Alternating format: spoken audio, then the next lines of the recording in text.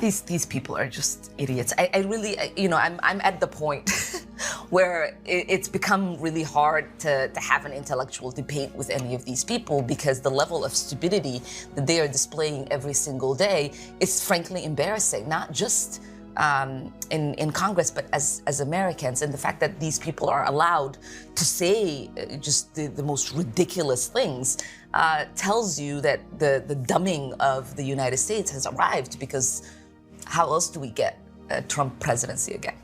There's a civil war going on in this country, and there's an agenda that's being set in place. You have the radical left versus the radical right, and they're fighting for position to see who's going to control this country going forward, going into the 2030 agenda, 2035, 2040. They want to control the political puppet strings, right? You have the Democrats that was bringing in so many different immigrants to create an all-inclusive society, right? Where you have all groups that can come in and flourish. The pushing forward of the LGBT, allowing immigrants to come in and gain power in political positions, movies, all kinds of different things. You have the radical right that's pushing back on that, and they want to make America great again. They want America to go back to the old way of things, right? Then you have Black Americans that sit in the middle, right? And they're looking at both sides, and we're trying to figure out which side is going to fit our needs best. We have our reparations argument. We disagree with Democrats bringing in these immigrants to come and replace us. Those that look like us but don't carry on the same sentiments that we carry on towards this government or our reparations claim. So a lot of blacks are switching over to the Republicans, right? But then we look at some of the Republicans as still racist. So we're stuck in the middle. But in this middle, we're able to see both sides. And in both sides, you have a situation where these immigrants, these Somalians up in Minnesota, they in the last 20 years have purposely really took it over up in Minnesota. And you have IlHAN Omar. She's a state representative up there. She's under fire from President Trump for a lot of different reasons. But there's been a whole bunch of fraud schemes going on in Minnesota where these people have allegedly defrauded the U.S. government for billions of dollars. Right? You have PPP loan scams, food scams during COVID, autism scams. It's so bad. Check it out. Fraud investigators are finding in Minnesota is growing by the day. Kelly Loeffler, who leads the Small Business Administration, says in the 2 days her agency has been investigating the state, they've uncovered at least $1 million in PPP fraud just 2 days in. Several of the whistleblowers in Minnesota have also told lawmakers they believe the total amount of fraud could total up to more than $8 billion. Governor Tim Walz, who is up for re-election, is under fire for all of this happening under his watch. But he says they have paused these programs. They've brought in outside auditors to get an idea of how far-reaching this fraud was. They're taking steps to keep it from happening again. And he's defending his management of the state while also taking shots at Republicans and the president. And in spite of the headwinds we're up against, Minnesota ranks economically, economic growth, happiness, number of people insured, education levels, near the very top. So I'll tell you what, I have no interest in having this state look like Oklahoma or Mississippi. And if folks are going to commit crimes here, thinking because our generous spirit and our programs that we have is going to give them some kind of cover, they are sadly mistaken. Yeah, Minnesota is also now home to the single largest pandemic fraud scheme in the country. And Republicans argue that Walz and other Democrats opened the door to... Now, again, this thing gets real goofy because a lot of things that the Republicans are doing was the same thing that the Democrats were doing when they was in office. They were censoring information. If you went against them, they was coming for you. If you had your own voice and spoke out, there's no money for you. Right? But now, but during that time, we found out that they had a whole bunch of money for immigrants to run these programs. I want to know what was going on up there in Minnesota and the government that was allowing all of these scams and schemes, right? So they called out Tim Walz. You see what Tim Walz is saying? He's basically saying, well, my state is not like Oklahoma and Mississippi, right? And he's calling out those the Republicans. So you can clearly see that there's a battle going on amongst them too. But they asked, but before we get to that, There's so many different scams and schemes, right? They was also running an autism scheme where they say millions of dollars was defrauded. And the woman that was running it, she plans to plead guilty. New federal charges connected to fraud in Minnesota. This time, it's $14 million stolen from a program that's supposed to help kids with autism. Investigative reporter Ryan Race first exposed the extent of the problem this summer, and he's on top of this major development tonight. Federal prosecutors say this involved fake bills, unqualified employees, and monthly kickbacks to families to keep them enrolled. All of it to the tune of $14 million, and all of it going undetected by the state for years. Tonight, the first shoe has dropped in the federal investigation of Minnesota's autism program. Months after the FBI raided Smart Therapy, prosecutors are now charging its owner, Asha Farhan Hassan, for her role in what they describe as a $14 million autism fraud scheme. U.S. Attorney Joe Thompson hinted at the charges coming last week. As many of you know, Minnesota is drowning in fraud. According to the charging documents, Hassan worked with others to recruit families from the Somali community, whether kids had autism or not. Prosecutors write that there was no child that Smart Therapy was not able to get qualified for autism services. Then, to drive up enrollment, they paid monthly kickbacks to families between $300 to $1,500 per child. Prosecutors say Hassan and her partners paid for it all through the millions worth of fraudulent Medicaid claims. She knows she's guilty. She wants to make it right. Hassan's attorney, Ryan Pasiga, says his client is cooperating with investigators in plans to plead guilty. Asha Hassan's someone who, in her heart, wanted to start businesses for the right reasons. But nonetheless, Asha knew at some point that the fraud began, and she let it continue on for a while. Did your client ever actually provide real autism services? Yes, there were real services provided, but it was at a fraction of what was billed for. Do you know if Asha will be able to pay back the $14 million? No, who could? According to prosecutors, Hassan sent hundreds of thousands of fraud proceeds abroad, some of it used to purchase real estate in Kenya. And it's not just the autism program. Hassan is also charged in the Feeding Our Future case. In the newsroom, Ryan Race, 5 Eyewitness News. I mean, it gets wild because you have members of the Islamic Somalian community. Everybody don't agree with IlHAN Omar, right? Everybody's not on board with her. So you have some that's speaking out against her. And I was reading the comment section when this man spoke out against her, and they was calling him a traitor. And they were saying Somalians don't go against other Somalians on TV. Now, when they come here to benefit off of America and to benefit. Now, don't get me wrong, there's probably a lot of good Somalian people, right? I'm sure there's Somalian people. I've met some that consider themselves black, and they're not tethers. But the majority of them are tethers. And they don't consider themselves black. They consider themselves more Arab, and they blacker than me. And they talk down on black Americans, right? And they fly their flag here while living in America. But they don't want to go back to Mogadishu or none of these things, right? But you have this Islamic guy, he's talking like this. What do Muslims here in Minnesota think about IlHAN Omar? Okay, so you got to understand, this is somebody that uses Islam for a sort of political gain, you know? She advertises as a Muslim, you know, as a Muslim person that's helping the Muslim people in the community that she's representing. But we also see her upholding different views that are in conflict with core Islamic beliefs. Personally, and much of the community here would have that same agreement here. What is she saying that you guys don't agree with? Okay, first of all, when it comes to like LGBTQ people, we as Muslims don't believe any other person that's not any other person, no matter what they practice, should be held to a lower standard, should be given less respect. But in Islam, there's permissibility and there's not.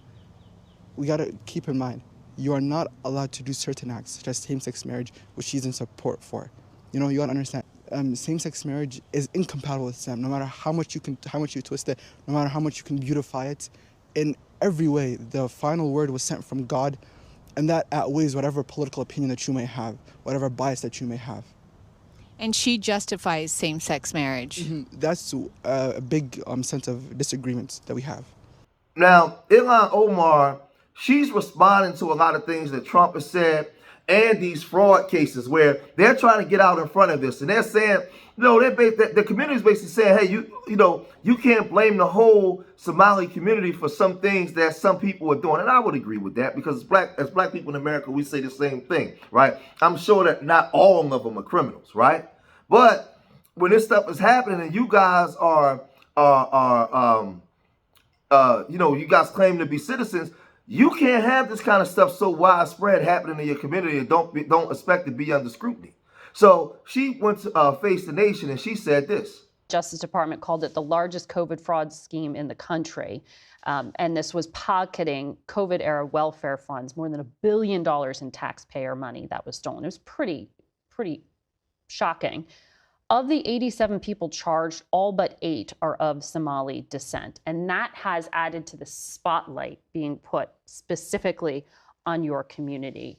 Why do you think this fraud was allowed to get so widespread? I want to say, this also has an impact on Somalis because we are also taxpayers in Minnesota.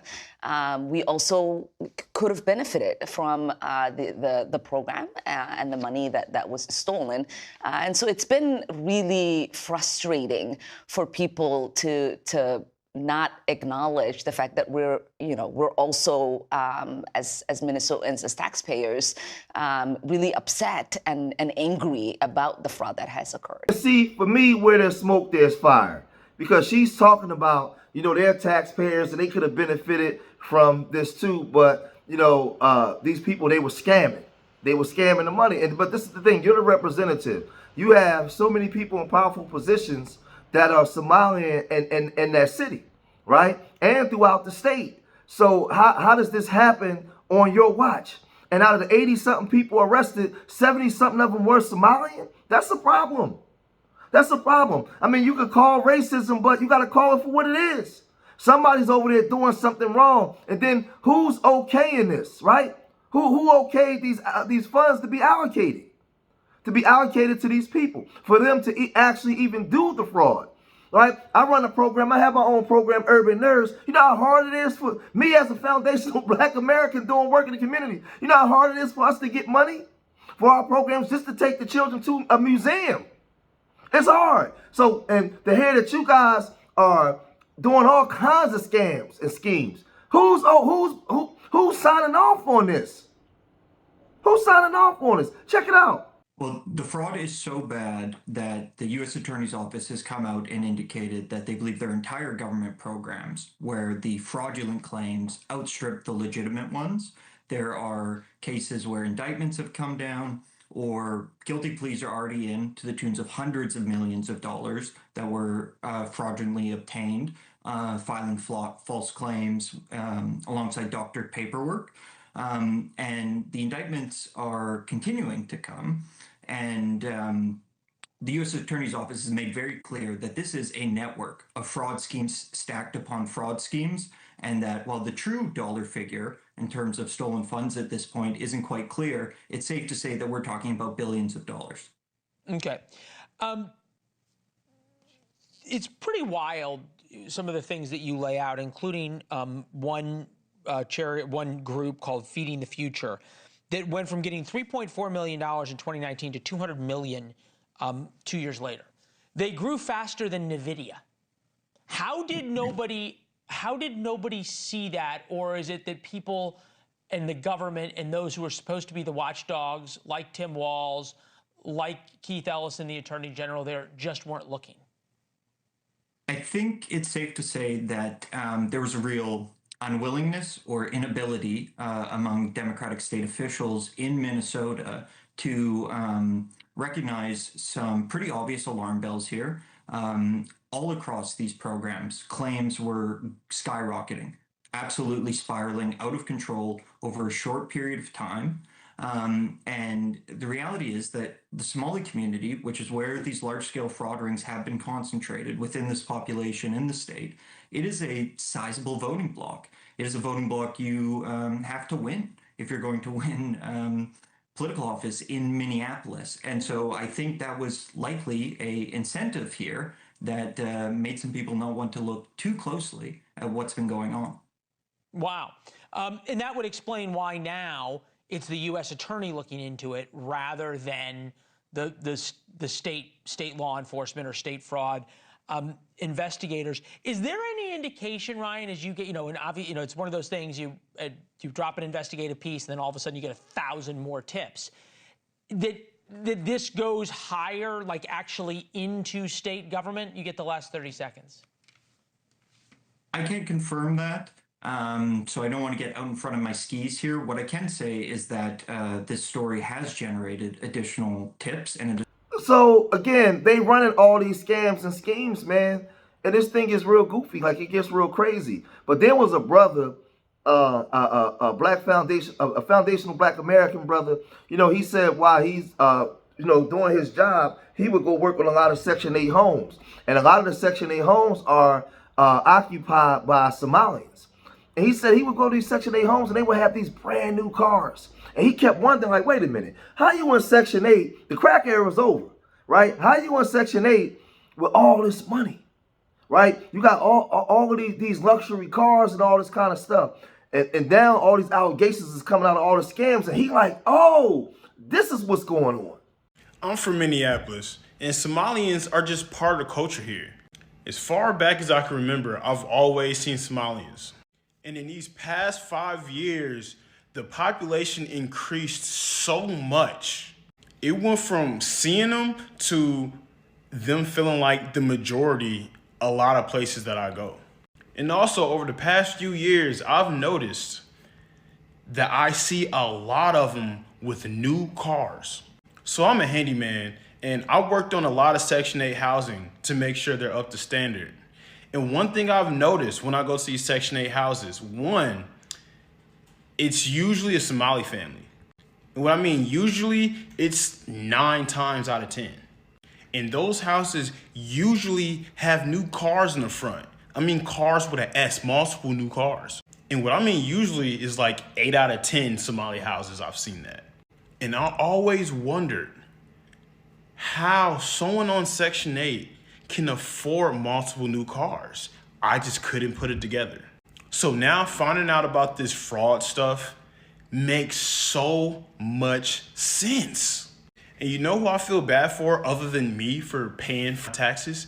Is Somalians who came here on the up and up and who didn't break the law. Because as a black man, I know how it feels to be judged because someone else with your same skin color did some stupid shit you wouldn't approve of. I'm not a Republican or a Democrat, but one thing I do know is I've been saying for years we need to kick Tim Walsh out because he knew about it from the beginning. So I'll say this as FBAs, this is none of our business. A lot of them don't want to associate with us. And I'll say this, right? In fairness, when you in an African country or an all black country, you never really called yourself black. You called yourself by your nationality and your nation. Fair enough, right? We know here in America, you gonna be glad to know that you're black, right? Because we're a minority group based off it's more whites here, right? So we know that we're black. So when you come here, you don't identify as black. Now this is the thing. I'll say this. Okay, I got a homie that's from Zimbabwe, right? And when he come here, he identifies as his tribe, a tribal group, and as a Zimbabwean. He don't identify as black. But you know what he don't do? He understands the construct here, and he ride with us. That's one of my real good friends for the last 13 years. We work out together every day from Zimbabwe. My other homie Alan from Ivory Coast, right?